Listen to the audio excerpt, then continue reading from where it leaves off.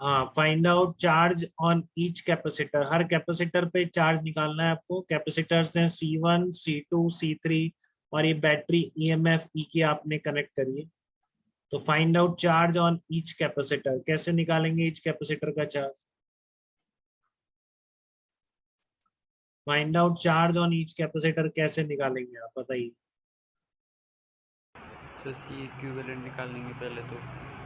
हाँ, तो उससे क्या आ जाएगा, क्यू आ जाएगा। तो देखो आप ऐसे फ्लो कराएंगे जैसे करंट करा दे, मान लो इधर Q1 चला गया, फिर Q1 Q2 इधर डिस्ट्रीब्यूट हो गया, ऐसे बोल सकते हैं। आ कैसे रहा है वो क्लियर है बेटा आपको? मान लो यहाँ पर प्लस क्यू आया है इलेक्ट्रॉन के शिफ्ट होने से, तो ये सिस्टम पूरा क्या है, सेपरेटेड है दुनिया से, इस पे चार्ज चेंज हो ही नहीं सकता। इनिशियली अगर ये अनचार्ज था, ठीक है, तो यहाँ पर कितना आएगा, इस पर माइनस क्यू आना ही है, तो इन दोनों पर मिलके कितना आएगा, Q1 plus Q2 equal to QA आएगा, चार्ज जीरो करने के लिए। उसी को दूसरे सेंस में मैं कैसे बोल दूंगा कि मान लो क्यू चल रहा है तो क्यू Q1 Q2 में डिस्ट्रीब्यूट हो गया, वापस क्यू इधर आ गया। तो ऐसे आप प्रैक्टिकली डील कर सकते हैं, कोई दिक्कत नहीं है।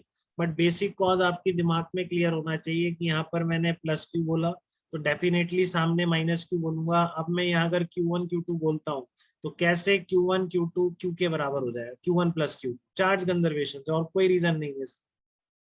ठीक है, अब यहाँ Q1 है तो यहाँ माइनस Q1 आना ही। ठीक है, और यहाँ पर कितना आना है, माइनस Q2 आना।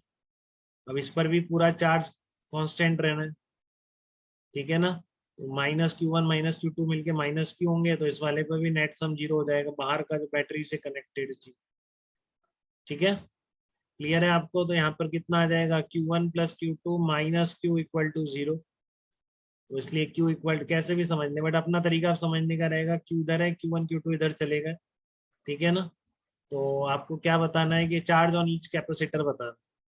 तो पहले तो आप क्या करो, सबको हटा के एक कर लो। देखो दो आपको पैरेलल में दिख रहे हैं, C2 प्लस C3 हो जाएगा, C1 के साथ सीरीज में, तो C1 into C2 plus C3 upon C1 into C2 plus C3, वही सी मतलब इसकी जगह एक लगा देंगे, फिर दोनों का पैरेलल सीरीज में जो फार्मूला है 1/C equal to 1/C1 plus 1/C2, तो C इक्विवेलेंट ये निकल के आएगा। ठीक है ना, तो ये C इक्विवेलेंट आ गया। अब यहाँ पर चार्ज आप डिस्ट्रीब्यूट करना चाहते हैं, तो इस Q को आपको डिस्ट्रीब्यूट करना है। देखो इसलिए बोला था मैंने, ऐसे मानो Q जा रहा है और Q1 Q2 में डिस्ट्रीब्यूट हो जा रहा है। अब यहाँ पर पोटेंशियल डिफरेंस सेम है, तो अगर ये रेजिस्टेंस होते हैं तो आपका करंट रेजिस्टेंस के इनवर्स रेशियो में डिवाइड होता है। बट कैपेसिटेंस में लाइफ आसान है, आपको इनवर्स रेशियो नहीं करना, क्योंकि आपको पता है कैपेसिटर का चार्ज कितना होता है, C/V होता है कैपेसिटर का चार्ज। ठीक है, आप कह रहे हो कि इन दोनों के बीच में पोटेंशियल डिफरेंस सेम है। ठीक है, तो चार्ज क्या होगा, कैपेसिटेंस इंटू पोटेंशियल डिफरेंस, तो चार्जेस का रेशियो कितना हो गया, वही हो गया जो इन कैपेसिटर्स का कैपेसिटेंस का रेशियो। ठीक है ना, पैरेलल कॉम्बिनेशन में चार्ज जो होते हैं वो इनवर्स रेशियो में डिवाइड नहीं होंगे, वो कैपेसिटर में कैपेसिटेंस के रेशियो में ही डिवाइड होंगे।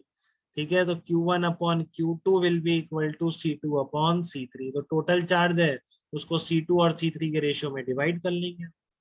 बोलिए कोई ऐसा तो नहीं इसको दिक्कत है इस तरह की प्रॉब्लम में? कैसे कैसे सारी बातें करनी है मैंने, बेसिक कॉज ध्यान रखेंगे, कई क्वेश्चन में काम में आएगा एडवांस के, जहाँ पर वो चालाकी से ये चीज ये आपसे पूछना चाहता है कई बार कि आप बताइए आपको ये चीज पता है क्या, नहीं तो आप ये कहीं से समझ रहे हो कि जैसे करंट पास होता है चार्ज इसके थ्रू पास होके चला गया, कहीं आप इस गलत फहमी में तो नहीं है? वैसा कई बार जानने की कोशिश करिए एडवांस में, तो वो सारे प्रॉब्लम मैं आपको कराऊंगा अभी साथ में। ठीक है, तो आप समझदार हैं बिल्कुल कि इसमें से कोई बीच से चार्ज फ्लो नहीं हुआ है, चार्ज इंड्यूस हुआ है सिस्टम पे। यहाँ पर चार्ज आने की वजह से सामने माइनस क्यू, और फिर दोनों कॉर्नर्स पे रहेगा, दोनों के कितना कितना रहेगा वो डिपेंड करता है कैपेसिटेंस कितनी। ठीक है ना, क्योंकि जब पैरेलल में है तो दोनों पे पोटेंशियल डिफरेंस सेम है, तो चार्जेस का रेशियो वही होगा जो कैपेसिटेंस का रेशियो। बताइए बेटा, मैंने हर तरीके से बता दिया है, किसी का थोड़ा भी कंफ्यूजन इसमें तो बताए। बात क्लियर है आपको एकदम ये वाली?